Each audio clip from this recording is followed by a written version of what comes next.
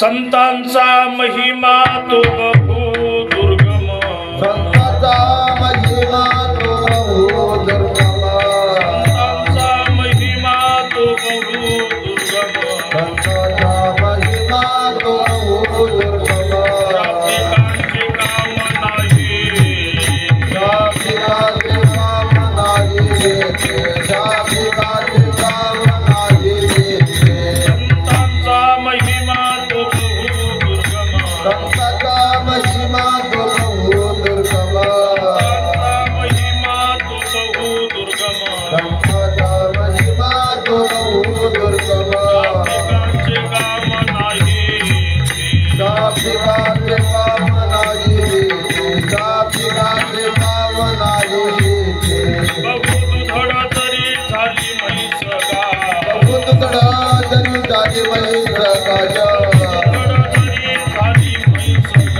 बहुत तडा जरी जाती म्हैस गाय तरी होईल काय काम दे तरी होईल काय काम दे तुका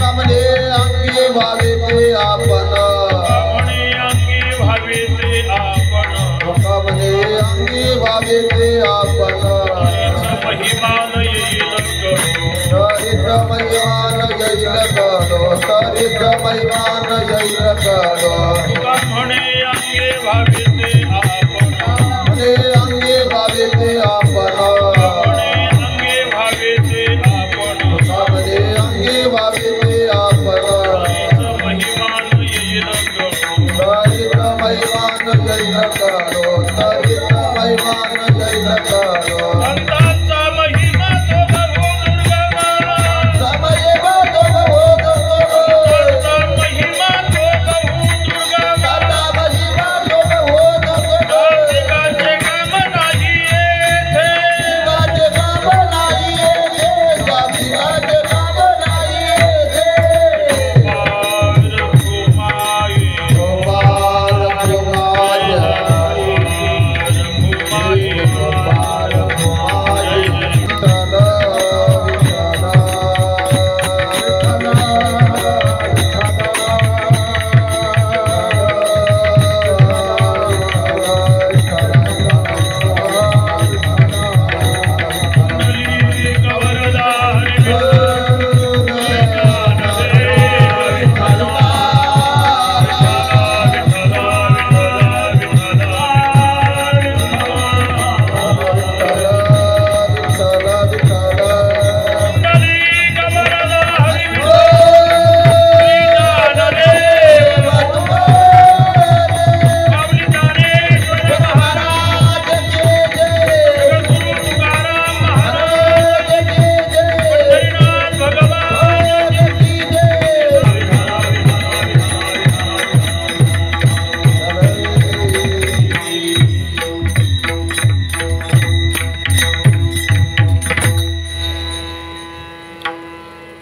संतांचा महिमा तो बहु दुर्गम संतांचा महिमा तो बहु दुर्गम शाब्दिकांचे काम नाही येथे बहु दुधड जरी झाली म्हैस गाय तरी होईल काय कामधेनू तुका म्हणे अंगी व्हावे ते आपण तुका म्हणे अंगी व्हावे ते आपण तरीच महिमान येईल कळो संतांचा महिमा तो बहु दुर्गम शाब्दिकांचे काम नाही येथे विठ्ठल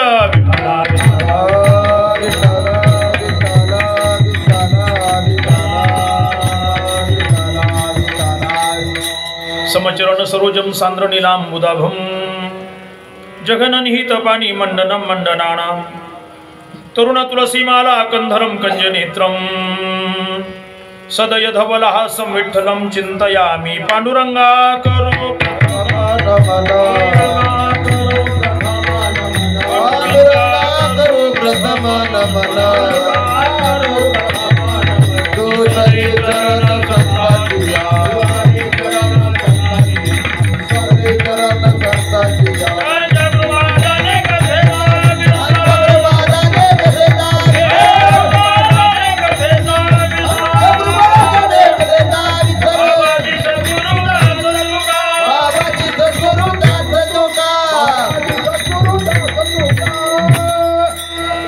संतांचा महिमा तो बहु दुर्गम, शाब्दिकांचे काम नाही येथे.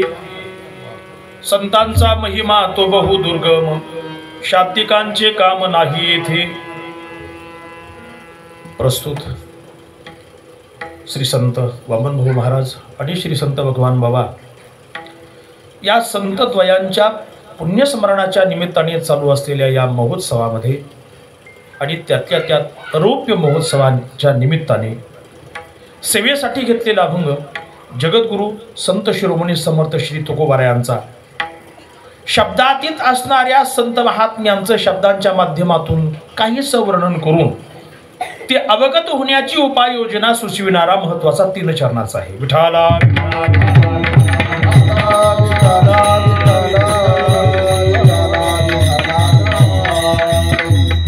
संत या भूतलावर अवतीर्ण होत असतात, झालेली आहेत, होतही असतात आणि होतही राहणार आहेत.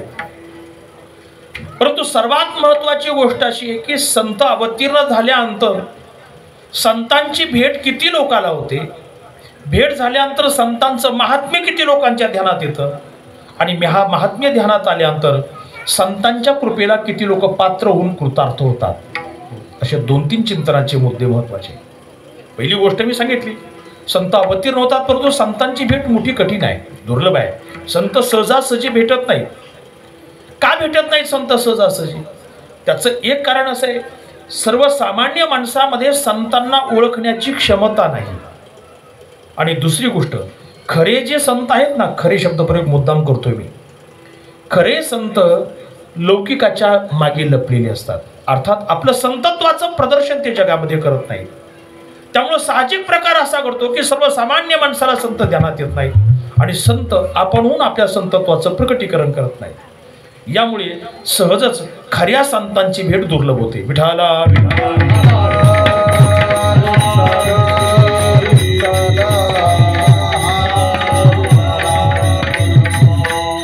ज्ञानेश्वरीच्या 13व्या अध्यायामध्ये वर्णन करतात, जिथं भगवंत सांगतात अमानित्व मदंभित्व महिंसा क्षांती आर्जवम.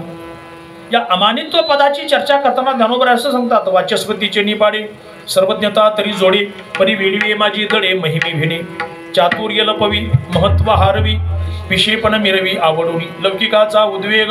खूप सुंदर ओळी आहेत ज्ञानोबरायांची. वाचस्पतीच्या योग्यतेची सर्वज्ञता जरी असली तरी ते त्याचं प्रदर्शन न करता वेड्याचं सोंग घेऊन राहतात महाराज. म्हणजे आपले चातुर्य लोकांना दाखवत नाहीत. आम्ही आळंदीमध्ये विद्यार्थी अवस्थेमध्ये राहत असताना एक महात्मा आळंदीमध्ये राहायचे. अगदी दिसायला असं वाटायचं की कुठेतरी वेडाच माणूस आहे. प्रथम दर्शनी प्रत्येकाला त्याची प्रतीती हीच यायची का कुणीतरी हा वेडा मनुष्य आहे. परंतु आम्ही जिथं राहायचो तिथं कधी कधी ते जेवण मागायला यायचे आणि विद्यार्थ्यांना सांगायचे, जे विद्यार्थी होते, म्हटले तुमच्याकडे काही जर शिळी पाकी जर भाकरी उरलेली असते तर मला द्या. त्या बोलण्याच्या उच्चारावरून, कारण उच्चारावरून माणसाची विद्वत्ता ठरवली जात असते, त्या बोलण्यावरून असं वाटायचं की हा वेडा मनुष्य नाहीच आहे. मग आमचे काही जुने जे विद्यार्थी असतात ते सांगायचे, बाबा अहो शिळ्या कशाला, ताज्या घेऊन जा ना. ताज्या नाही नाही नाही, ताज्या नको, ताज्या तुमच्या कामाच्या आहेत, मला शिळ्या द्या. ज्या तुमच्या कामाच्या नाही, ज्या बाजूला पडलेल्या आहेत त्या मला द्या. ताज्या तुमच्या मला नको आहे, तुम्ही अभ्यास करता ते तुमच्या कामाचं आहे. म्हणजे एवढं तर्कसंगत आणि सुसंगत बोलणं वेड्याकडून कोणी मनुष्य अपेक्षित ठेवत नाही. परंतु आम्हाला नंतर चौकशी अंती समजलं की ते मोठे प्राध्यापक होते. परंतु या भक्ती मार्गामध्ये काय झालं माहिती नाही, त्यांनी आपलं जीवन इकडे वाहून घेतलं आणि आपण प्राध्यापक तर सांगितलंच नाही, परंतु वेडी वे माझी दडे महिमे भेणे, असे काही संत महात्मे आहेत. श्रीमद भागवतामध्ये जडभरताचं उदाहरण आपल्या सर्वांच्या नजरेसमोर असेल.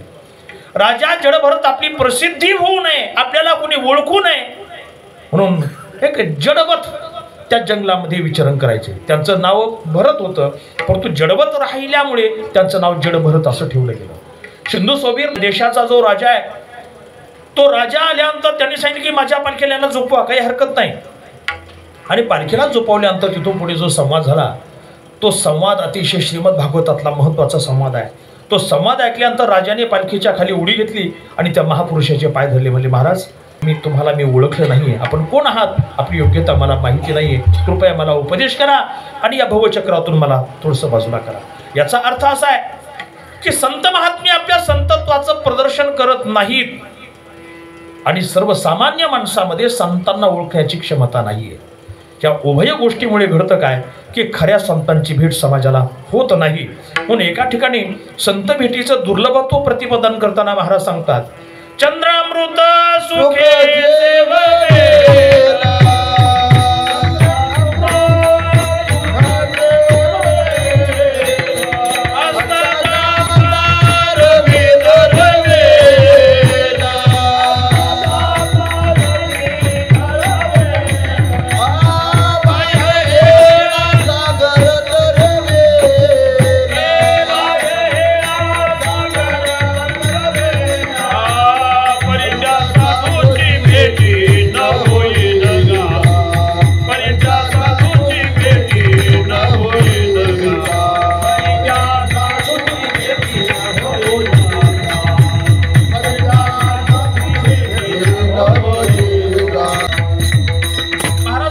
चंद्रामृत कदाचित सुखाने तुम्हाला सेवन करता येईल. म्हणजे सहजासहजी ते आपलं सेवन करता येत नाही. सहजासहजी म्हणण्यापेक्षा नाहीच म्हणा ना, चंद्रामृत आपला मिळतच नाही. चंद्रामृत कधी असतं? कोजागिरी पौर्णिमेच्या दिवशी चंद्राचं आणि पृथ्वीचं अंतर सर्वात कमी असतं. याचा अर्थ चंद्र हा पृथ्वीच्या अतिशय कक्षेमध्ये आलेला असतो, अतिशय जवळ असतो. आणि त्या दिवशी चंद्रातून प्रसवणारं जे अमृत आहे त्या अमृताचा अधिकाधिक लाभ आपला या ठिकाणी होत असतो, सर्व जीवांना होत असतो. परंतु प्रकार असा आहे, सर्व जीवांना ते थेट घेता येत नाही. त्या अमृताचा विशेष प्रभाव जे काही धन धान्य फुलं झाडं फळं झाडं याच्यावर विशेष रूपाने होतो की ते विशेष रूपाने फलं किंवा धनधान्य फुलं वगैरे आपल्याला देत असतात. परंतु या चंद्रामृताचा थेट लाभ होतो तो एका पक्षाला. कोणत्या पक्षाला? चकोर नावाचा पक्ष आहे. चकोर नावाच्या पक्षाला होतो. हा पक्ष म्हणजे राजकीय पक्षाला नाही बरं का, तो लोकांच्या डोक्यात तो पक्ष येईल. आता काय कोणाच्या काय विषय असतो. चकोर नावाच्या पक्षाला त्याचा लाभ होतो. परंतु ज्ञानोबा असं वर्णन करतात, चकोराला चंद्रामृताचा लाभ होतो आणि बाकीच्या तुम्हाला काय शपथ घेऊन सांगितलं का की तुम्ही ते घेऊ नका? चकोरा चंद्रामृत फावले एरा काय आण वाहुनी वारिले. ज्ञानोबा प्रश्न विचारतात, परंतु ते आपल्याला का मिळत नाही? ते हस्तगत करण्याची क्षमता, कुवत, कौशल्य आपल्याकडे नाहीये. मग माणसं मोठे हुशार आहे म्हटली ते तर मिळवलं पाहिजे. वर्षातून एकच पौर्णिमा येते आणि पक्षाला मिळते, झाडांना मिळते, मग आपण दूर त्याच्यातून बाजूला का राहावं? माणसं मोठी हुशार आहे. मग माणसं काय करतात? कोजागिरी पौर्णिमेच्या दिवशी असे चंद्रप्रकाशामध्ये उघड्या दूध गरम करतात, नाही का? मंडळ असतात ना, जागोजागी चौकात चौकात मंडळ असतात, दूध आणतात. एवढं मोठं दूध त्या दिवशी कुठून उपलब्ध होतं काय माहिती नाही. का चंद्र पाठवतो ही अजून शोध लावा लागेल मला वाटतं, नाही का? एरवी दररोजचं दूध रोजच्या रोज आपला पूर्ण, परंतु त्या दिवशी किती मोठं दूध उपलब्ध करावं लागतं आणि कोणाला तुटवडं जाणवत नाही, सगळ्याला उपलब्ध होतं. संशोधनाचा विषय आहे. त्या ठिकाणी ते दूध चंद्रप्रकाशामध्ये गरम केलं जातं. उद्देश हा की चंद्राचा अमृत त्याच्यामध्ये पडावं आणि ते पिऊन काय होईल? आपला चंद्रामृत मिळवल्याचा लाभ प्राप्त होईल. परंतु गंमत अशी की तिथं ते चंद्रामृत त्याच्यामध्ये किती पडतं आणि ते पिऊन लोक किती आभार होतात. मला असं वाटतं काहींना तर दुसऱ्या दिवशी दवाखान्यात ॲडमिट करावं लागतं. हा त्या चंद्रामृताचा प्रभाव. विठाला विठाला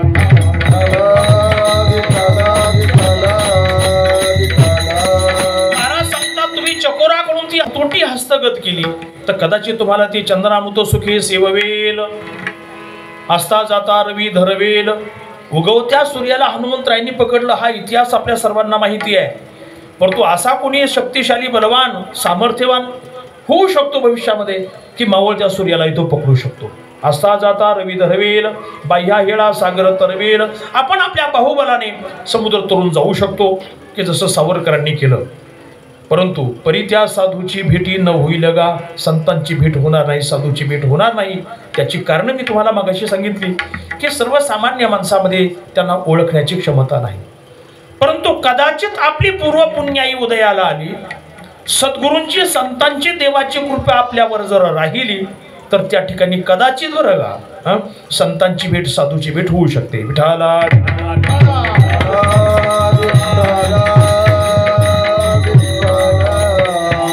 दुसरी गोष्ट आहे, साधू भेटल्यानंतर संत भेटल्यानंतर त्यांची महिमान, त्यांचा महिमा आपल्या लक्षात येईल असं काही सांगता येत नाही. बरेच वेळा काय होते की साधू संतांची उपेक्षाही केली जाते. अरे हे कुठले साधू आहे म्हटले, जसं पुराणामध्ये आपण पाहतो मांडव्य ऋषींची नाही का उपेक्षा केली गेली तत्कालीन त्या सैनिकाकडून, राजाकडून सुळावर देण्याचा प्रयत्न त्यांचा झाला. आणि कित्येक साधू संतांचे तसे उदाहरणं आहेत की नाही. जनाबाईंना सुद्धा त्या ठिकाणी त्रास झालाच की नाही, भानुदास महाराजांना त्रास झालाच की नाही. संतांची उदाहरणं आपल्यासमोर आहे. संतांचं संतत्व आपल्या ध्यानात येईलच असं काही सांगता येत नाही. मला वाटतं सर्व संत या कसोटीतून गेलेली आहेत.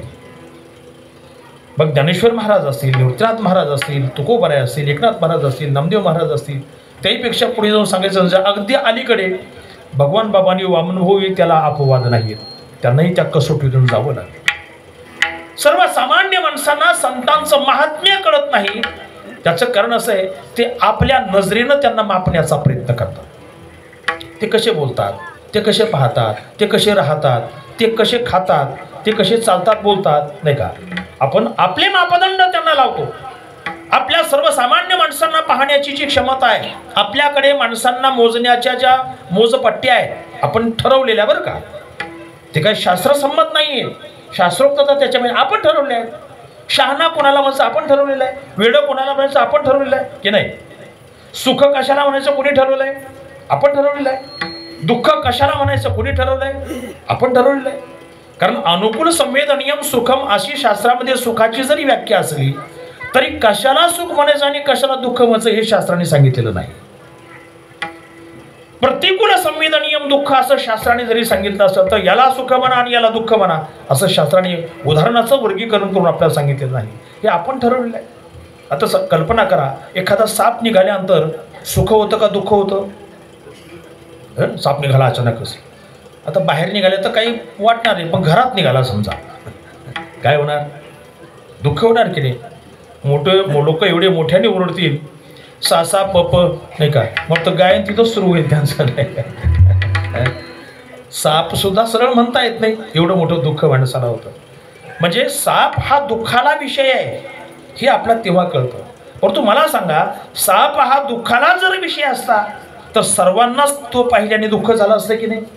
परंतु तशी अनिवार्यता आपल्याला अबाधितपणे मांडता येणार नाही. कारण काय, एखाद्या गारुड्याने जर तो साप पाहिला तर त्याला सुख होईल का दुःख होईल. सुख होईल की नाही. गारुड्याने जर साप पाहिला तर त्याला सुख होईल का. मी तर उलट असं म्हणून, जेवढा मोठा साप असत तेवढं त्या गारुड्याला सुख होईल, आनंद होईल. त्याला बरा सापडला म्हणेल आपल्या खेळामध्ये हा उपयोगाला येईल नाही का. विषय एकच आहे, वस्तू एकच आहे, परंतु एकाला ती सुखाला कारणीभूत आहे, एकाला दुःखाला कारणीभूत आहे. म्हणून मी सांगितलं, या संकल्पना ज्या आहेत या आपण ठरवल्या आहेत, या शास्त्राने बांधून दिलेल्या नाही आहेत. कशाला सुख म्हणावं, कशाला दुःख म्हणावं, कशाला अनुकूल म्हणायचं, कशाला प्रतिकूल म्हणायचं हे आपण ठरवलेलं आहे. आता एखाद्या माणसाची बायको मेल्यानंतर सुख होईल का दुःख होईल, काय होईल बोला. इथला विषय नाही, आपण जनरली बोलतोय. काय व्हायला पाहिजे, दुःख व्हायला पाहिजे. तुकाराम महाराज काय म्हणतात, बरे झाले देवा बैल बिली हेही बरं झालं असं तुकोबराय म्हणतात. विषय एकच आहे, कोणाला तो सुखाला कारणीभूत आहे, कोणाला तो दुःखाला कारणीभूत आहे. म्हणून एकंदरीत जर पाहिलं, आपण आपल्या बुद्धीप्रमाणे अंतःकरणामध्ये प्रस्थापित केलेले जे मापदंड आहेत त्या मापदंडाच्या माध्यमातून एखाद्या संताचं आपण अवलोकन केलं किंवा याहीपेक्षा परीक्षण केलं तर आपण मांडलेलं मत ते यथार्थ असू शकेल असं विधान कोणी करू शकणार नाही. लक्षात का, त्याच्यामध्ये याथार्थ्य असू शकत नाही. म्हणून संत भेटल्यानंतर संतांचा महिमा कळेलच असं सांगता येत नाही. देवर्षी नारद भक्तिसूत्रामध्ये वर्णन करतात, महत्संगोसो दुर्लभो अगम्यो अमोघश्च. महापुरुषाचा जो संघ आहे तो अतिशय दुर्लभ आहे. त्याच्या पुढे सांगतात दुर्गमो किंवा अगम्यो. अगम्य शब्दाचा अर्थ सहजासहजी न कळणारा, अनाकलनीय असा त्याचा अर्थ. आणि पुढे सांगतात अमोघश्च. संतांचा महिमान तुमच्या ध्यानात येऊ अथवा न येऊ, परंतु संतांची भेट मात्र व्यर्थ जात नाही हा महत्वाचा मुद्दा त्या ठिकाणी सांगतात. म्हणून तिथं सुद्धा दुर्लभो अगम्यो. अगम्य शब्दाचा अर्थ सहजासहजी न कळणारा. आणि तोच भाव महाराज आजच्या अभंगाच्या पहिल्या चरणातून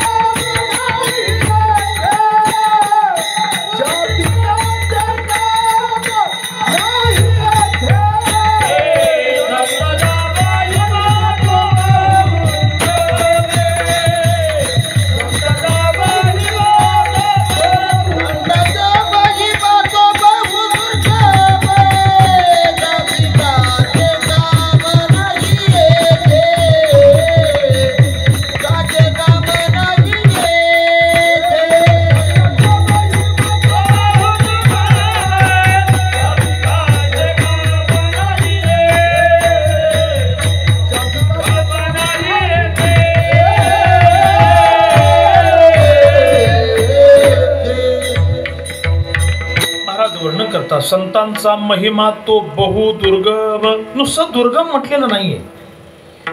दुर्गम शब्दाचा अर्थ असा आहे, संस्कृतमध्ये गमगच्छती हा प्रथम गणातला धातू आहे.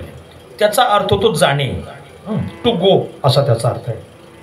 परंतु त्याला दूर हा उपसर्ग लागल्याने, उपसर्गेने धात्वार्थ हा बलाद अन्यत्र नियती असा संस्कृतमध्ये एक नियम आहे की उपसर्ग लागल्यानंतर त्या धात्वार्थाला त्याच्यामध्ये बदल होतो, त्याच्यामध्ये परिवर्तन होतं.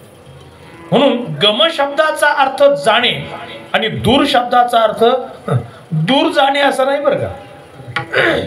दूर शब्दाचा अर्थ कठीण असा आहे. म्हणून जाणण्यास कठीण, समजण्यास कठीण, अवलोकनास कठीण असा त्याचा अर्थ होतो. संतांचा महिमा हा अतिशय कठीण आहे, समजण्यास कठीण आहे. आता ज्यांच्या पुण्यस्मरणाच्या निमित्ताने हा कार्यक्रम चालू आहे त्यांची उदाहरणं बरीचशा मंडळींच्या डोळ्यासमोर आहेत. काही जे जुनी माणसं आहेत, ज्यांनी भगवान बाबांना पाहिलं, ज्यांनी वामन भाऊंना पाहिलं, हे दोन संत असे होते. एक म्हणजे चंद्रासारखे शीतल होते आणि एक सूर्यासारखे कडक होते. बरोबर की नाही? दोन्ही संत आहेत. एक चंद्रासारखे शीतल होते. भगवान बाबांना जर पाहिलं तर भगवान बाबा रागावले असं मला वाटतं कोणी सांगणार नाही की आमच्यावर रागावले किंवा यांच्यावर रागावले, त्यांच्यावर रागावले. असं म्हणतात की बाबा जर कोणावर जर रागायचं म्हणजे हां महाराज या, नाही का, असं म्हणायचे बरं का, असं जुने लोक सांगतात. म्हणजे हे महाराज म्हणणं ही वेगळ्या भावनेतून आहे. पण तू जास्त रागावल्यानंतर कोणाला समजा महाराज म्हटलं, या म्हटलं की समजायचं की बाबा आज रागावलेले. परंतु भाऊ जर रागावले तर मग कुठली शिवीने गेली काही सांगता येत नाही. बरं नुसती शिवीने वागलं तर बरं, शाप निघाला मग तर झालं, कामच संपलं मग, नाही का. म्हणून एक संत आहे ज्यांच्या ठिकाणी शीतलता आहे आणि दुसरे संत आहेत ज्यांच्या ठिकाणी सूर्याप्रमाणे तेजस्विता आहे. म्हणून तरी पण दोघांचं संतत्व भिन्न नाही. संतत्व जे आहे ते मात्र भिन्न नाही. स्वभाव वेगळा आहे, बोलणं वेगळं आहे, चालणं वेगळं आहे, बाकी दैनिक व्यवहार वेगळे आहेत. म्हणून मी मगाशी सांगितलं, आपण निर्धारित केलेले जे मापदंड आहेत त्या मापदंडाच्या माध्यमातून आपण संतांचं संतत्व निर्धारित करू शकत नाही.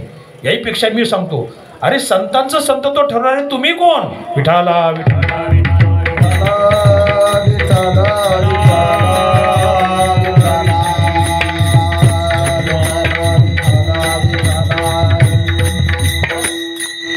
संतांनी तुम्हाला संतत्वाची परीक्षा द्यावी आणि मग तुम्ही म्हणावं की हे संत आहेत. म्हणजे तुम्ही संतपेक्षा मोठे झाले का? त्यांना त्यांचं परीक्षण करून तुम्ही तुमचं सर्टिफिकेट त्यांना देताय, दाखला देताय की हे संत आहेत. तुम्ही त्यांच्यापेक्षा मोठे आहेत का? मी म्हणतो संतांच्या संतत्वावर विचार करण्याची आपली योग्यता नाही.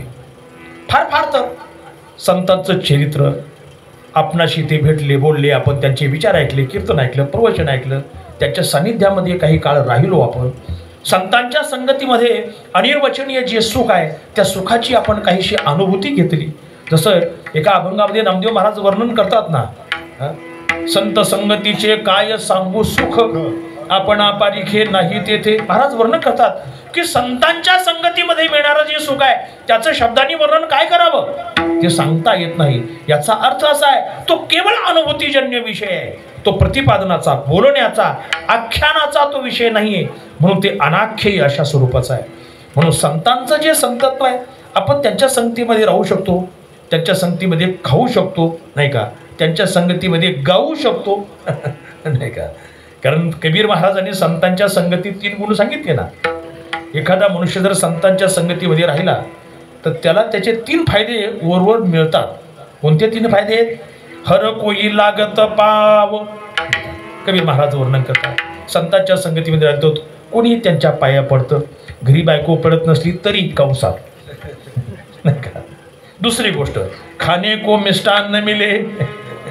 संतांच्या संगतीमध्ये चांगल्या चांगल्या प्रकारचे पक्वान्न करतात. कारण लोकांची अजूनही भावना आहे, साधू संत जर आपल्या घरी आले तर लोकांना एवढा मोठा आनंद होतो, कधी कधी ही दिपवाळी आहे की काय असाही अनुभव नाही का वाटतो की नाही. लोक एवढे पदार्थ खायला करतात, वेगवेगळे पदार्थ, संत येतात म्हणून. म्हणजे खाणे को मिष्टान्न मिले. आणि तिसरी गोष्ट, त्या संगतीवाल्याला काय मिळते? त्याला वैकुंठाचा मार्ग शेवटी प्रशस्त होतो नाही का. संतांच्या संगतीमध्ये हे 3 गुण विशेष आहेत. म्हणून संतांच्या संगतीचं महात्म्य जर आपण पाहिलं तर भौतिक दृष्टीने वरवर जर आपण पाहिलं तर ते त्या ठिकाणी आपला काहीसं आकलन होऊ शकतं. आता काही काही लोक संतांची चरित्र लिहितात. संतांची चरित्र ही दोन प्रकारची असतात, एक भौतिक चरित्र आणि दुसरं आध्यात्मिक चरित्र. भौतिक चरित्रामध्ये आपण सांगतो की यांचा जन्म इथं झाला, या माता पित्यांच्या पोटी झाला, अमक्या अमक्या तिथीला अमक्या वारी अमक्या वाजता झाला, नाही का. त्यांचं बालपण असं गेलं, बालपणात त्यांना हे भेटले अमके भेटले, त्यांचं शिक्षण इथं झालं, नाही का. त्यांना अमक्या अमक्याचं मार्गदर्शन लाभलं, मग पुढे पुढे त्यांचं मन परमार्थाकडे वळलं, मग त्यांनी अमक्या गुरुला जाऊन शरणागती पत्करली, त्यांच्याकडे मिळणाऱ्या मंत्राचं त्यांनी अमक्या ठिकाणी जाऊन अनुष्ठान केलं, काही साधना केली. उत्तरोत्तर प्रगतीमुळे ते त्या ठिकाणी मग असे उच्च पदस्थ झाले की ज्यामुळे भगवंतालाही भेट देण्यास, नाही का, भाग पाडलं वगैरे असं आपण चरित्रामध्ये सर्वसामान्य ऐकतो. परंतु हे जे चरित्र आहे की जे भौतिक अंगाने लिहिलेलं असतं, ते भौतिक अंगाने लिहिलेलं चरित्र हेही भौतिक असं लक्षात ठेवा. परंतु मी सांगितलं मग अशी आध्यात्मिक जे त्यांचं चरित्र आहे, ते आध्यात्मिक चरित्र ते म्हणजे त्यांचा बोध, त्यांचा अधिकार की जो शब्दाने वर्णन करता येत नाही. विठाला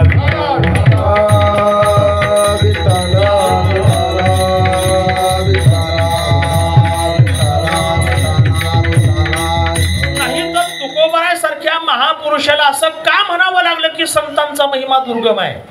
तुकोबारा काय सर्वसामान्य चरित्रकार नव्हते, सर्वसामान्य लेखक नव्हते. तुकोबारा हे सुद्धा महान संत होते.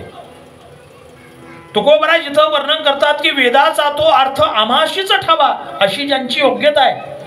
सर्वसामान्य माणसं ही विधान करू शकत नाही की वेदाचा अर्थ आम्हाला माहिती आहे, आम्ही सांगतो आम्हाला विचारा, हे का. ही योग्यता त्यांच्या ठिकाणी आहे.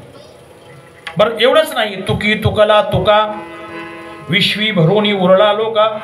तुकोबारा आहे परमात्म्याशी तुलना केली असता परमात्म रूपता त्यांच्या ठिकाणी जाणवली, असे अनेक प्रमाण आहेत. तुकिता तुळने ब्रह्मा तुकाशी आले, तुकिता तुळने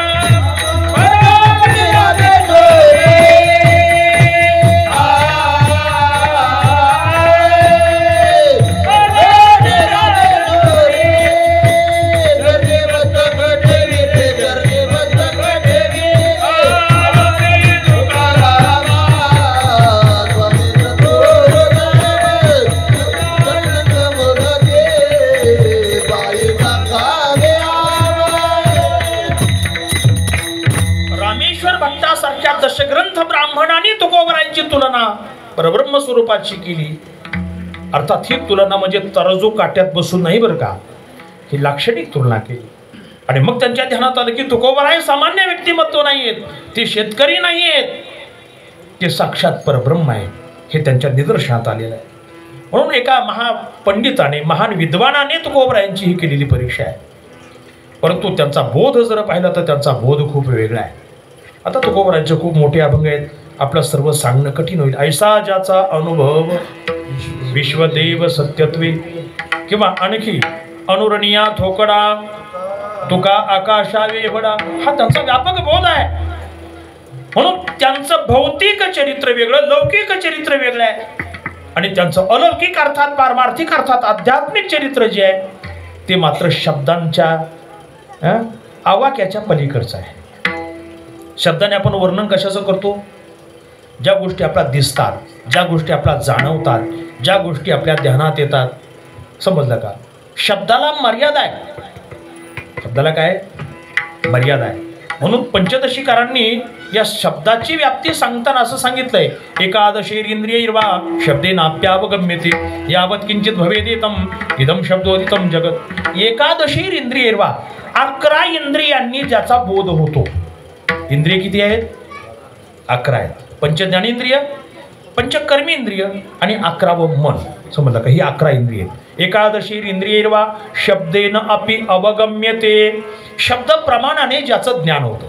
शब्द प्रमाणाने कशाचं ज्ञान होतं? शब्दाचा अर्थ तुम्ही आम्ही शब्द बोलतो हा तर शब्द आहे, परंतु तत्वज्ञानामध्ये शब्दाची व्याख्या आप्तोपदेश शब्द अशी केलेली आहे. आप्तोपदेश अर्थात प्रामाणिक व्यक्तीने बोललेलं जे आहे त्याला शब्द प्रमाण मानलेलं आहे. म्हणून शब्दाने ज्याचं ज्ञान होतं. आता शब्दाने कशाचं ज्ञान होतं? शब्दाची व्याप्ती काय थोडी नाही महाराज. या 11 इंद्रियांची व्याप्ती तरी थोडी आहे, परंतु शब्दांची व्याप्ती थोडी नाही आहे. शब्दांची व्याप्ती मोठी आहे. शब्दाने तुम्हाला इथं जरी बसून राहिले तर मला वाटतं आता मोबाईलमुळं शब्दाची व्याप्ती किती मोठी हे कळू शकतं, नाही का? व्हॉट्सॲपला म्हणा किंवा आणखी काही तुमच्या यूट्यूबला, फेसबुकला कुठली काही नवीन बातमी आली, इथं बसल्या बसल्या तुम्ही काय करू शकता की अरे तिकडं तर असं झालं, नाही का? हा इथं बसलेला आहे, कुणी सांगितलं नाही याने कोणाला विचारलं नाही, परंतु बसल्या बसल्या लगेच काय होतं की त्यांना इथं कळू शकतं. ही विज्ञानाची प्रगती आहे.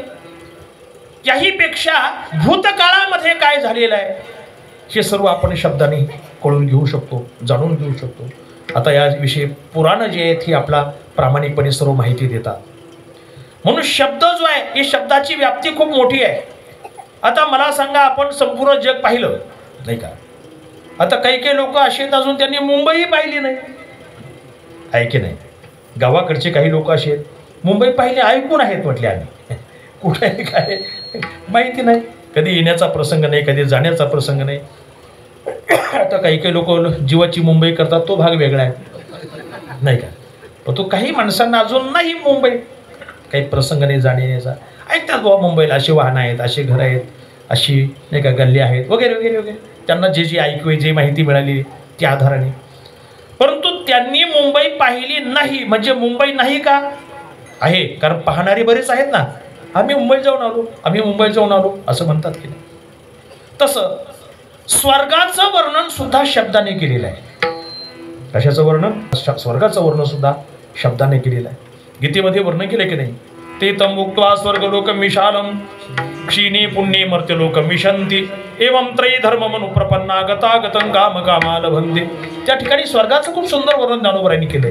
जेथ अमरत्व हे सिंहासन ऐरावता सारिखे वाहन राजधानी भुवन अमरावती. खूप सुंदर वर्णन आहे. त्या वयवाचा 9व्या अध्याय तुमच्या लक्षात येईल की ज्या ठिकाणी चिंतामणीच्या सडका आहेत, कॉन्क्रीटच्या नाही, कशाच्या आहेत? चिंतामणीच्या सडका आहेत. जिथं कामधेनूचे खिल्लार आहेत, जिथं अमृताची कोठार आहेत, चहा प्यायची गरज नाही, दूध प्यायची गरज नाही, तहान लागली की अमृत प्यायचं, हे का? हे वर्णन काय शास्त्राने केलेलं आहे. दूरदृष्टी संपन्न, दिव्यदृष्टी संपन्न महापुरुषांनी केलेलं हे जे वर्णन आहे ते चुकीचं आहे असं कोणीही म्हणण्याचं धाडस करू शकत नाही, कारण ते त्यांनी पाहिलंय ना. जसं ज्यांनी मुंबई पाहिली ते नाकारू शकत नाही, तसं ज्यांनी ते पाहिलेलं आहे, ज्यांनी अनुभवलेलं आहे. आणि सर्वात महत्त्वाची गोष्ट आहे की यासाठी शास्त्र प्रमाण आहे, वेद प्रमाण आहे. आणि जो वेद आणि शास्त्राची प्रामाणिकता नाकारतो, शास्त्र त्याला नास्तिक म्हणतं. नास्तिको वेद निंदक अशी पारिभाषिक नास्तिकता आहे. म्हणून त्या ठिकाणी शब्दाची व्याप्ती मी सांगितली खूप मोठी. शब्देनाप्यावगम्यते यावत किंचित भवेदितम इदम शब्दोदितम जगत. नाही का? जसं स्वर्गाचं वर्णन आहे तसं नरकाचं सुद्धा वर्णन आहे. काही लोक सांगतात कुठलं स्वर्ग आणि कुठलं काय आहे, कुठलं नरकन कोणी पाहिजे, कोण तिथं जाणार आहे, बघू गेल्यावर काय ते, असं लोक म्हणतात. परंतु नरक लोक हा पृथ्वीपासून किती योजना दूर आहे हे गरुड पुराणामध्ये स्वतः गरुडांनी लिहिलेलं आहे. गरुड पुराण जे आहे ना, इथून किती योजना ते दूर आहे, किती अंतर आहे, वाटाने कोणते कोणते टप्पे लागतात याचं संपूर्ण वर्णन गरुड पुराणामध्ये. म्हणून स्वर्गही आहे, नरकही आहे, कारण तो शब्द प्रमाणाने सिद्ध आहे. म्हणून शब्देनाप्यावगम्यते असं जे जगत आहे त्या जगताचं वर्णन शब्दाने करता येतं. परंतु कुठं कुठं शब्दाला मर्यादा आहे. कुठं कुठं शब्दाने वर्णन करता येत नाही. शब्द कमी पडतो, शब्द तोकडा पडतो. विचारलं तरी, माहिती असलं तरी शब्दाने वर्णन करता येत नाही. आता मला सांगा, एखाद्या माणसाला विंचू चावला, आता चावू नाही ही काय गोष्ट चांगली नाही. चावला समजा, आता करतात कधी कधी अशा गोष्टी. अडचणीमध्ये कुठे काही ठेवलं तिथं तो बसलेला असता अगोदर, इथं कोणाला अतिक्रमण करायला असं म्हणजे तो दणका ठेवू. आता विंचू चावल्यानंतर तो बिचारा ओरडायला लागला. विंचू चावल्यानंतर तर त्याच्या शेजारी त्याचा मित्र उभा होता की त्याला अजून कधी आयुष्यात विंचू चावला नव्हता.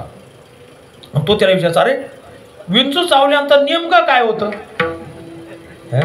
विंचू चावल्यानंतर नेमकं दुःख कसं होतं, नेमकं काय होतं विंचू चावल्यानंतर. आता त्याला विचारला, विंचू चावलाय, तो ओरडतोय आणि हा त्याला विचारतो की नेमकं दुःख कसं आहे, वेदना कशा आहेत, नेमकं काय होतंय. आता त्याला विंचू चावलेला आहे, त्या काळामध्ये विंचू चावल्याचा अनुभव आहे, त्या वेदनेचा दुःखाचा अनुभव आहे. परंतु मला असं वाटतं कोणी मनुष्य त्या वेदनेचं वर्णन उदाहरणाने करू शकणार नाही की असं असं असं होतं, नेमके असं असं दुःख होतं, याच्यासारखं होतं. हे का वर्णन करता नाही करता येत वर्णन. मग साध्या विंचू चावलेल्या वेदनेचं वर्णन तुम्हाला त्या काळामध्ये अनुभव असताना करता येत नसेल, तर संतांचा महिमा शब्दाने कसा वर्णन करता येईल. विठाला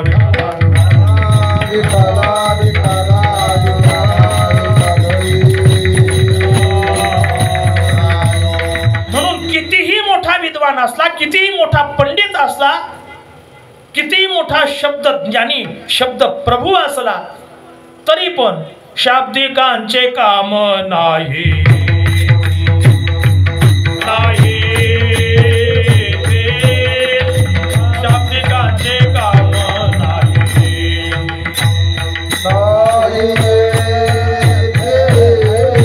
शाब्दिकांचे काम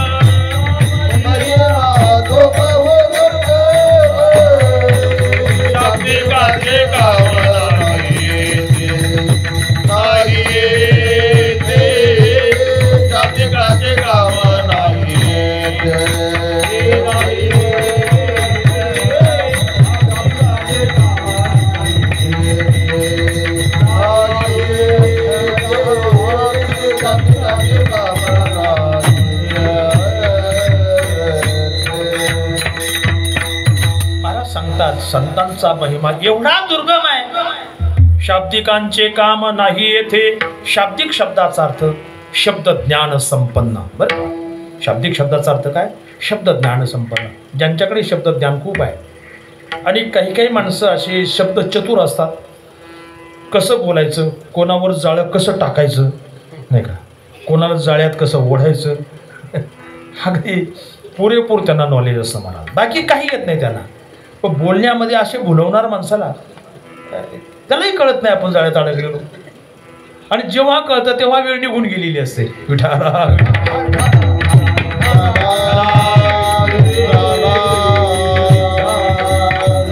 अतिशय बोलणं एवढं मवळ असतं महाराज.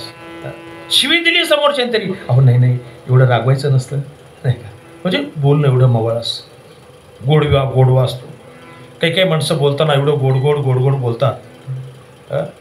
गोड बोलणारे जे आहेत शास्त्रामध्ये त्यांना चारवाक म्हणतात. चारू म्हणजे सुंदर, गोड वाक म्हणजे बोलणं. मराठीमध्ये सरळ जर झालं बोलणं त्याच्याविषयी किंवा सांगणं, त्यांना गोड बोले म्हणावं. एकदा अशीच माणसं बोलायला लागली, ठीक आहे, गप्पा इकडच्या तिकडच्या. तो समोरचा माणूस एवढं गोड बोलत होता. एक 15-20 मिनिट झाले, त्या माणसाने ऐकून घेतलं. आणि नंतर झाल्यानंतर मग तो म्हणता, अरे आपल्या बोलण्याच्या नादात चहाच राहिला, चहा सांगतो, थांबा. त्यांनी सांगितलं, म्हणले महाराज तुम्ही आता एवढं गोड बोलले, कदाचित ह्या बोलण्यापुढे चहाही फिका ठरू शकतो, तेव्हा चहा नको म्हटलं. नाही का, असे काही गोड बोलणारे आहे. म्हणून असे जे गोड बोलणारे आहेत. दुसरी गोष्ट, असे जे नुसते शब्दज्ञानी आहेत, शब्दज्ञान शब्दाचा अर्थ भौतिक ज्ञानांनी संपन्न, आणि दुसरी गोष्ट शास्त्रीय ज्ञानांनी संपन्न असा अर्थ. काही माणसं भौतिक ज्ञानाने संपन्न असतात महाराज. काहींना जर क्रिकेटचं जर विचारलं तर अमक्याची इतकी रन झाली, तमक्याच जर अमक्या बोलणंच येणार नाही पुढच्या माणसाला. अमकाच जिंकणार आहे मी सांगतो, नाही का. आता म्हणजे एवढं त्यांना आत्मविश्वास असतो, त्यातलं ज्ञान असतं. काही माणसं शेअर मार्केट मधली जी मंडळी असतात त्यांना त्यातलं खूप ज्ञान असतं. कुठला शेअरचा नाही का आपण कधी घेतला पाहिजे, काय कुठल्याचे भाव वाढतील, कुठले कमी होतील, पडू शकतात काय वगैरे, पूर्ण त्यांना ज्ञान असतं. काही माणसांना राजकारणाचं ज्ञान असतं. पहा बरं का, आता ह्या निवडणुकीमध्ये अमका ह्या पक्षात येणार, अगोदर सांगून टाकतात महाराज. इकडचा तिकडं जाईल, तिकडचा इकडे येईल, अमकं होईल, तमकं होईल. म्हणजे त्या क्षेत्रातलं त्यांचं जे ज्ञान असतं ते ज्ञान चुकीचं आहे असं आपण म्हणू शकत नाही. त्यांच्या त्या अनुभवाचं ज्ञान आहे, परंतु हे ज्ञान कोणतं आहे? व्यावहारिक ज्ञान आहे. काहींचं जे ज्ञान असतं ते पुस्तकी ज्ञान असतं, शास्त्रीय ज्ञान आपण त्याला. पुस्तकाचं ज्ञान काही लोकांना खूप मोठ्या प्रमाणामध्ये असतं. अमक्या ग्रंथात असे, तमक्या ग्रंथात याच्या पानावर तसले, तमक्या पानावर असं आहे, अमकं तमकं. आणि काही माणसं, आता ते काही चुकीचं नाही आहे.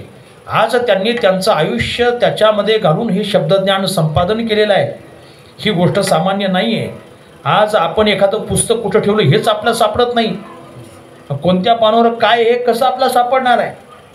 जेव्हा जोग महाराजावर काही वर्षापूर्वी खटला भरला होता तेव्हा लोकमान्य टिळक मंडालेच्या तुरुंगामध्ये होते. जोग महाराजावर ज्या घटनेसाठी खटला भरला गेला, जोग महाराजांना तो विषय कुठं वाचला हे त्यांच्या लक्षात आलं नाही. मंडालेच्या तुरुंगातून लोकमान्य टिळकांनी त्यांना सांगितलं, अमक्या पुस्तकाच्या अमक्या पानावर हा मजकूर आहे, वाचा म्हटले. तिला किती ज्ञान आहे, किती मोठी प्रतिभा आहे, हे सुद्धा त्या ठिकाणी ज्ञान आहे. परंतु गंमत अशी, एवढं जरी शास्त्रीय ज्ञान असलं, पुस्तकी ज्ञान असलं, व्यवहारातलं ज्ञान असलं, तरी पण संतांच्या विषयामध्ये जर पाहिलं, शाब्दिकांचे काम नाही येथे. शब्दज्ञानाने तो कितीही संपन्न जरी असला तरी संतांचं मेहमान त्याला कळू शकत नाही. त्या शब्दज्ञानाची उच्चता किंवा नाही का त्याने कमावल्या ज्ञानाची उंची ही इथं कशी कमी पडू शकते, असफल होऊ शकते, हे अभंगाच्या दुसऱ्या चरणात.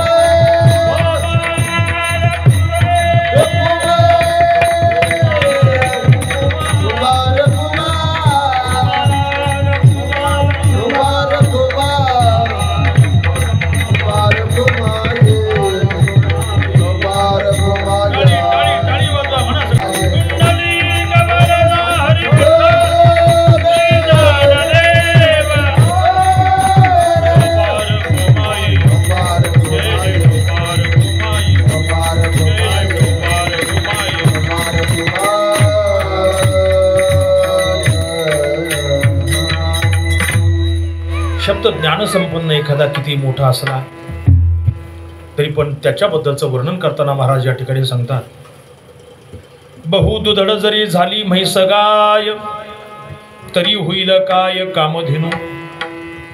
एखादी कितीही दूध देणारी दुभती दुधाळ म्हैस किंवा गाय असेल, झाली असेल, तरी पण ती कामधेनूची बरोबरी करू शकणार नाही.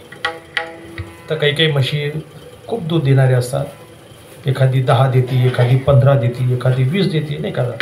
त्यांची परिस्थिती जशी असेल, खाण्यापिण्याची व्यवस्था जशी असेल तशा पद्धतीने भरपूर दूध देतात. आणि त्यातल्यात काही जर्सी गायांच्या तर दुधाचा हिशोबच नाही महाराज. मालक पिळायला कंटाळतो महाराज, तरी ते दूध चालूच आहे. एवढं दूध देत आहे, 2-2 बादल्या भरतायत तरी दूध निघतंय. म्हणून त्या जर्सी गायांच्या किमती दुधावून ठरल्या जातात. किती लिटर दूध देते? 20 लिटर. मग एवढे 1000 रुपये. हे किती? ही 22 आहे, ही 25 लिटरची आहे की नाही. परंतु किती दूध देणाऱ्या या गाई म्हशी जरी असल्या तर महाराज सांगतात कामधेनूची बरोबरी त्या करू शकत नाहीत. तरी होईल काय कामधेनू. कारण कामधेनू फक्त दूध देत नाही, कामधेनू जे पाहिजे ते तात्काळ उपलब्ध करून देते. हे सामर्थ्य कामधेनूमध्ये. पुराणामध्ये मोठी कथा आहे. राजा विश्वामित्र जंगलामध्ये शिकारीसाठी व अन्य काही कारणासाठी भटकले असताना रस्ता चुकले आणि सहजच ते बघ भरकटल्यामुळं, एखादा मनुष्य जर भरकटला तर कसं होतो, किती वेळ निघून जातो, काही मेळ लागत नाही, रस्ता सुधरत नाही. जंगलामध्ये काय तिथं काही दिशादर्शक फलक नव्हते. त्यावेळी गुगलची व्यवस्था नव्हती. इथं गुगल मॅप लावलं असतं आपल्यावर राजवाड्यापर्यंत सरळ जाता आलं असतं. तशी काही व्यवस्था नाही. भूक लागली, तहान लागली आणि जाताना सोबत काही सैनिक होते, प्रधानमंत्री वगैरे सर्व काही होते. आणि रस्त्याने जाताना एक आश्रम दिसणारी म्हटली तर किमान पाणी तरी घेऊ आपण, थोडंसं बरं वाटेल. आश्रमामध्ये वळले आणि जेव्हा वशिष्ठांना याची जाण झाली की हे दुसरे तिसरे कोणी नाही, हे आपल्या राज्याचे राजे आहेत, बसा म्हटले महाराज. त्यांना ताबडतोब पाण्याची व्यवस्था केली. आणि तुमच्या चेहऱ्यावरून असं दिसतंय की तुम्ही भुकेलेले आहात, तुम्ही थकलेले आहात, तुमची चेहरी म्लान झालेली आहे, बसा लगेच. आणि लगेच त्यांनी काय केलं, हात धुवून बसूपर्यंतच त्यांच्यासमोर भोजनाचे पात्र आले. सुवासिक असे काही त्याचा सुगंध दरवळला भोजनाचा, गरम गरम भोजन. आणि सर्वजण जेव्हा जेवायला बसले तर वस्तुतः ज्ञानोबराय वर्णन करतात की भुकेल्या माणसाच्या समोर ताट वाढल्यानंतर तो कशाचाच विचार करत नाही. भुकेलेला मनुष्य आहे, खडबडलेला आहे, आणि त्याच्यासमोर चांगल्या पक्वान्नाचं ताट आलंय. मग तो तुमच्या संग बोलणार सुद्धा नाही. जो त्याच्यावर तुटून पडेल त्या ताटावर वर सुद्धा पाहणार नाही. परंतु यांनी जसे 4-2 घास तोंडामध्ये घातले आणि ते सुग्रास रुचीसंपन्न अन्न जेव्हा त्यांना प्राप्त झालं तेव्हा प्रतिग्रासी तृप्ती लहाण्याच्या ऐवजी प्रतिग्रासी त्यांच्या मनामध्ये शंकेचं थैमान सुरू झालं. ज्ञानोबराय वर्णन करतात, भुकेलियापाशी उगरिली षड्रसी तो तृप्ती प्रतिग्रासी लाही जीवी. हे आलं कुठून? एका सर्वसामान्य साधूच्या झोपडीमध्ये तिथं काहीच उपलब्ध नाहीये. आपण येणार आहोत याची पूर्वकल्पना नाही, खबर नाही, आणि क्षणार्धामध्ये एवढं मोठं आलं कुठून? एकमेकाकडे शंकेनं असं पाहायला आले. जेवण झाले आणि मग एकाने न राहून विचारलं, म्हटले मुनिवर, एक आमची इच्छा आहे, आमच्या मनामध्ये एक शंका निर्माण झालेली, प्रश्न निर्माण झालेला आहे की अल्पावधीमध्ये तुम्ही एवढे मोठे पक्वान्न आम्हाला उपलब्ध करून दिले, याचं रहस्य काय आहे? कसे निर्माण झाले? तेव्हा मुनिवरांनी उत्तर दिलं. म्हटले, हे पहा, आमच्याकडे कामधेनू आहे, तिचा हा सर्व प्रताप आहे, तिचा हा सर्व प्रसाद आहे. कुठं आहे ती? आम्हाला पाहता येईल? पुढे चला. ते त्यांना घेऊन गेले, त्या कामधेनूला दाखवलं. म्हटली, ही आमची कामधेनू आहे. ज्या वेळी आम्ही या कामधेनूकडे ज्या गोष्टीची याचना करतो, प्रार्थना करतो, ती कामधेनू तत्क्षणी आम्हाला त्या गोष्टी उपलब्ध करून देते. त्यांना आनंद वाटला, कामधेनूचा प्रसाद मिळाला. परंतु राजाच्या मनामध्ये मात्र वेगळाच डाव सुरू झाला. अरे म्हटले, यांना काय गरज आहे कामधेनूची? जंगलामध्ये राहणारे ऋषी मुनी आहेत, त्यांना कामधेनूची काय गरज आहे? कामधेनू खरी आपल्याला पाहिजे. आपण राजे आहोत, परंतु आपल्याकडे ही गोष्ट नाही आहे याची खंत त्याला वाटायला लागली, याची उणीव जाणायला लागली. खरं तर माणसाने आपल्याकडे काय नाही याचा विचार करू नका, काय आहे याचा विचार करा. तुम्ही जर काय नाही याचा विचार करत बसलात ना, जीवनामध्ये तुम्हाला सुख कधी मिळणार नाही. परंतु तुम्ही आपल्याकडे काय आहे याचा विधायक जर विचार केला तर मला वाटतं तुम्ही दुःखी कधी होणार नाही. हा सुखाचा बीज मंत्र आहे. मानवी जीवनामध्ये ही खूप मोठी उणीव आहे. आपल्याकडे काय आहे ते माणसं विसरून जातात आणि काय नाही त्याचं चिंतन करत बसतात आणि जे नाही ते मिळवण्याच्या नादामध्ये असलेलं सुखही गमावून बसतात. म्हणून काय नाही याचा विचार करू नका. ज्यांच्याकडे काहींच्याकडे जे नाही ते तरी आपल्याकडे आहे ना, याचा जर विचार केला तर मला वाटतं माणसावर ही वेळ येणार नाही. राजाने विचार केला, अरे माझ्याकडे सर्व वैभव आहे परंतु ही कामधेनू माझ्याकडे नाही. काय करता त्या राज्यकारभाराला? मुनींना सांगितलं, म्हणजे मुनीवर ही आश्रमात राहणारी गाय नाही, ही राजवाड्यामध्ये शोभणारी गाय आहे, आम्हाला एवढी गाय द्या. वशिष्ठांनी सांगितलं, म्हटले राजन आम्ही पारमार्थिक माणसं आहेत, आमच्याकडे दुसरं काही वैभव नाही आहे. तुमच्याकडे सेवक आहे, सेविका आहे, तुम्ही एखादी आज्ञा दिली अर्ध्या तासामध्ये सर्व यंत्रणा सज्ज होऊन लगेच पाहिजे तिची उपलब्धी करू शकतात. परंतु आमच्याकडे काहीच नाही आहे. आम्ही जर ध्यानस्थ बसलो, चिंतनामध्ये राहिलो तर कधी कधी दिवसही जातो, आम्ही ध्यानातून व्युत्थान होत नाही. आणि ध्यानातून व्युत्थान झाल्यानंतर जेव्हा आम्हाला भोजन पाण्याची गरज निर्माण होते तेव्हा आता संध्याकाळ असते, कधी पाऊस पडत असतो, कधी ऊन असतं. अशा वेळी बाहेर फळं आणायला जायचं कुठं? आम्ही त्या कामधेनूकडे जाऊन प्रार्थना करतो, आम्हाला जे पाहिजे ते उपलब्ध होतं आणि आमचे पारमार्थिक साधना वा चिंतन पुढे सुरू होतं.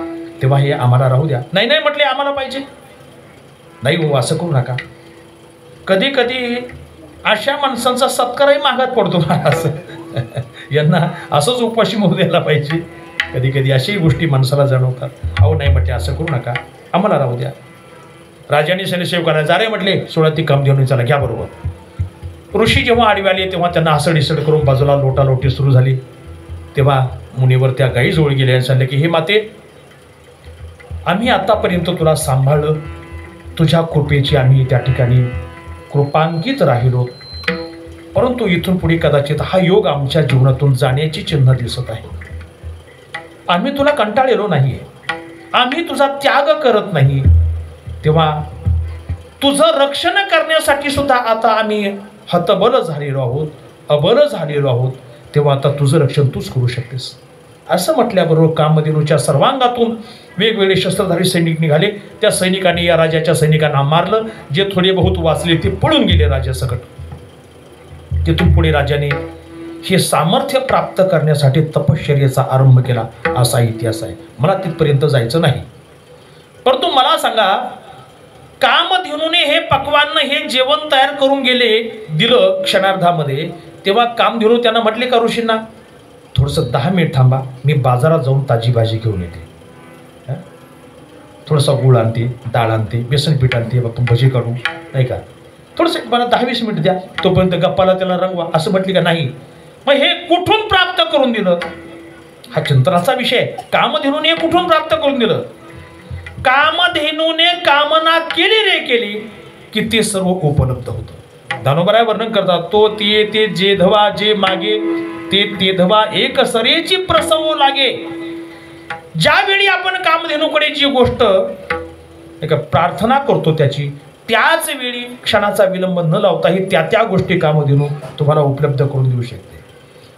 मला वाटतं अशा ह्या दिवसामध्ये एखादा म्हटला आम्हाला आमरस पाहिजे, कामधेनू म्हणणार नाही काय वेळ लागला काय तुम्हाला, आंब्याचे दिवस आहेत काय, असं नाही. त्याच वेळी आंब्याचा रसही तुम्हाला मिळू शकतो. हे कामधेनूचं सामर्थ्य आहे. म्हणून तुकोबराय वर्णन करतात, कितीही दुधड जरी गाय म्हैस झाली तरी ती कामधेनूची बरोबरी करणार नाही. तसं कितीही शब्द ज्ञान संपन्न जरी व्यक्ती असला तरी संतांचा महिमा कळण्यास कमीच. विठाला विठाला विठाला.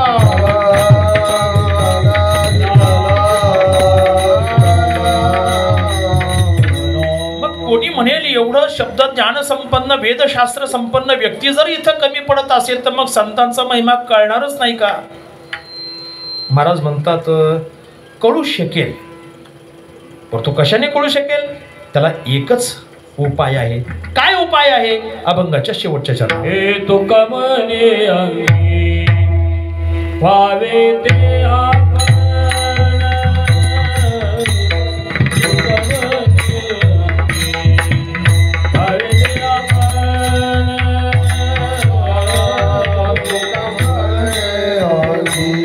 Hare Krishna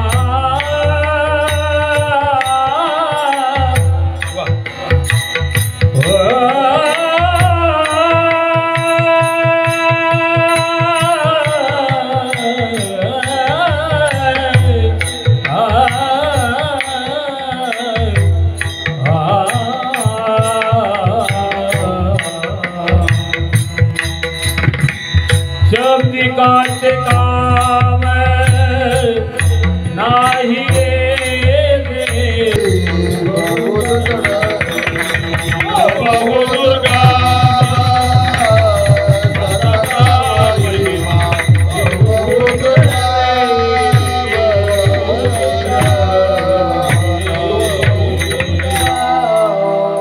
शेवटच्या चरणामध्ये महाराज तो उपाय आपल्याला दाखवतात. संतांचं महिमान कळणारच नाही असंही नाही, परंतु एक थोडासा उपाय आहे. काय आहे? तुका म्हणे अंगे व्हावे ते आपण.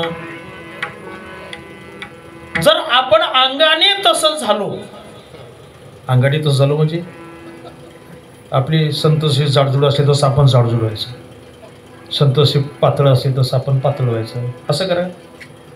किंवा संत जसे कपडे घालत असतील तसे कपडे आपण घालायचे, तसा शर्ट, तशा गुंड्या, नाही का, त्याची लांबी तेवढी, नाही का, धोतर असेल ते काठाचं का बारीकेचं. आता अलीकडे तर असे जाडजाड काठाचे धोतर नेसायला सुरुवात केली. ते धोतर आहे का लुगडं हेच बऱ्याच वेळा कळत नाही, नाही का. काय विचित्रता आहे. आमचे गुरुजी असे शर्ट घालतात मग आम्हाला असा शर्ट घातला पाहिजे. आमच्या गुरुजींचा चष्मा असा आहे, त्यांचा गंध असा आहे, मग आम्ही तसंच राहिलं पाहिजे. त्यांची शेंडी एवढी मग आमची तेवढी. असे काय काय कशाचं अनुकरण करतील लोक, काही सांगता येत नाही. मी म्हणतो या बाह्य गोष्टीचं अंगीकरण करण्यापेक्षा, अनुकरण करण्यापेक्षा त्यांचा जो बोध आहे, त्यांची जी आध्यात्मिक उंची आहे ती पहा ना तुम्ही. बाह्य गोष्टीचं अंगीकरण करण्यात काही अर्थ नाही. आमचे गुरुजी तपकीर ओढतात म्हणून आम्ही तपकीर ओढतो. आमचे गुरुजी तंबाखू खातात तेव्हा आम्हालाही खावं लागते, असं काय की असं कशाचाही अंगीकार तुम्ही करू नका. म्हणून तुका म्हणे अंगी व्हावे ते आपण. या शब्दाचा अर्थ, अंगे शब्दाचा अर्थ एक बाह्यांग आणि एक अंतरंग. बाह्यांगाकडे पाहू नका, अंतरंगाने ज्या अधिकारावरती आहे, ज्या बोधावरती आहे, त्या बोधावर तुम्ही पोहोचा. तुम्ही त्या बोधावर पोहोचल्यानंतर मग तरीच महिमान येईल कळू. सकारात्मक सांगतात तरीच, म्हणजे त्याच्याशिवाय दुसरा मार्ग नाहीये. म्हणून संतांचा महिमा तो बहु दुर्गम, शाब्दिकांचे काम नाही येथे.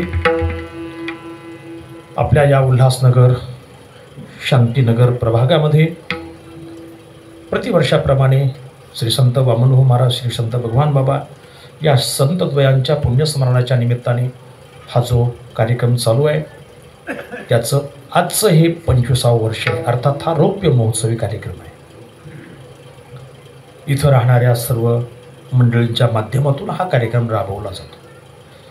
यावर्षी रौप्य महोत्सवाच्या निमित्ताने इथं येण्याचा योग आला आणि विशेष गोष्ट आपल्या सर्वांनी पाठीमागे जे भव्य दिव्य भाऊचं बाबाचं जे मंदिर बांधलेलं आहे ते पाहिल्यानंतर अधिक संतोष वाटला. मंदिरं ही आपली ऊर्जास्थानं आहेत, आपली प्रेरणास्थानं आहेत.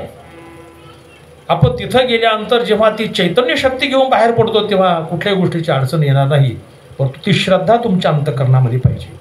मला वाटतं इथं येऊन एवढी मोठी मंदिरं होणं हाच संतांचा महिमा आहे. अजून काय वेगळा सांगायला पाहिजे. आपल्या मंडळाच्या वतीने हा जो कार्यक्रम चालू आहे, आज इथं येण्याचा योग आला. उपलब्ध वेळेमध्ये प्राप्त परिस्थितीमध्ये जसं काही चिंतन या भावावर मांडता आलं, मांडण्याचा प्रयत्न केला. या सर्वांच्या उपस्थितीने आणि सर्वांच्या सहयोगाने संपन्न झालेली सेवा भगवान श्री ज्ञानोबा यांच्या चरणी आणि त्याचप्रमाणे भाऊबाबांच्या चरणी समर्पित करूया. शिवेला विराम देण्यापूर्वी एक छोटीशी सूचना. या ठिकाणी आम्ही माऊली श्री ज्ञानोबा यांच्या हरिपाठावर इंग्रजीमध्ये विस्तृत चिंतन लिहिलेलं आहे. हे पुस्तक आहे ते की याच्यामध्ये सुरुवातीला आपले पंढरपूर देवस्थानचे अध्यक्ष त्यांचा अभिप्राय आहे, त्याच्यानंतर महाराष्ट्राचे राज्यपाल महामहिम भगतसिंग कोश्यारी साहेब त्यांचा अभिप्राय आहे, नंतर पुणे विद्यापीठाचा जिथं आमचं शिक्षण झालं तिथला अभिप्राय आहे, नंतर MITचे त्यांचा एक अभिप्राय आहे, त्यानंतर वारकरी शिक्षण संस्था आणि ज्ञानेश्वर महाराज देवस्थान समिती आळंदी असे अभिप्राय आहेत. त्याच्यानंतर एक 5-7 पानाची इंट्रोडक्शन आहे, म्हणजे प्रास्ताविक हरिपाठाचं, की हरिपाठ काय, त्याचा विषय काय, त्याचं तत्त्वज्ञान काय, नामभक्तीचं महात्म्य काय, संपूर्ण चर्चा त्याच्यावर केली, हरिपाठाची रचना कधी झाली वगैरे वगैरे. त्याच्यानंतर मग पुढे हरिपाठातला अभंग असा वर मराठीमध्ये लिहिलेला आहे, त्याचं खाली ट्रान्सलिटरेशन केलेलं आहे. ज्यांना मराठी येतच नाही ते त्या आधाराने हरिपाठ वाचू शकतात. त्याच्यानंतर प्रत्येक चरणाचा इंग्रजीमध्ये संक्षिप्त अर्थ दिलेला आहे आणि त्याच्या पुढच्या पानावर मग काय केलं आहे, त्याचं विस्तृत वर्णन केलेलं आहे, की ज्याच्यामध्ये वेद, उपनिषद, भक्तिसूत्र इतर सर्व ग्रंथांचा आधार घेऊन जसं आपण थेसिस लिहितो किंवा शोधप्रबंध लिहितो त्या पद्धतीने याची रचना केलेली आहे. तेव्हा ज्यांना हे पुस्तक पाहिजे असेल कीर्तन झाल्यानंतर या ठिकाणी मिळेल. मी तर असं म्हणतो की हे पुस्तक सर्वांनी आपल्या संग्रही ठेवावं, कारण शहरामध्ये आलेली लोक आहेत, इंग्रजी भाषा बऱ्यापैकी जाणणारे लोक आहेत आणि बऱ्याचशा लोकांचे पाल्य हे इंग्रजी माध्यमामध्ये शिकायला असतात. तर उद्या ही मुलं जेव्हा मोठी होतील, कर्तबगार होतील, तेव्हा त्यांनाही वारकरी संप्रदाय काय आहे, वारकरी संप्रदायाचं तत्त्वज्ञान काय आहे याचं आकलन व्हावं, बोध व्हावा, या दृष्टीने या पुस्तकाची उपयोगिता सार्थक आहे. आणि दुसरी गोष्ट अशी आहे की ज्यांना मराठी येतच नाही त्यांना वारकरी संप्रदाय काय आहे हे जर समजून घ्यायचं असेल तर त्यासाठी ह्या पुस्तकाचा उपयोग आहे. मी तर असं म्हणेल, तुमचे जर कोणी मोठे अधिकारी ओळखीचे असतील ना, त्यांना उगाच शाल श्रीफळन काहीतरी कपाशीचे सेट देण्यापेक्षा असे पुस्तकं भेट द्या, की ते पुस्तकं त्यांच्या संग्रहामध्ये राहतील आणि वारकरी संप्रदाय काय आहे हे त्यांना समजेल. सर्वांच्या सहयोगाने संपन्न झालेली सेवा भगवंताच्या चरणी समर्पित करूया. ज्ञानेश्वर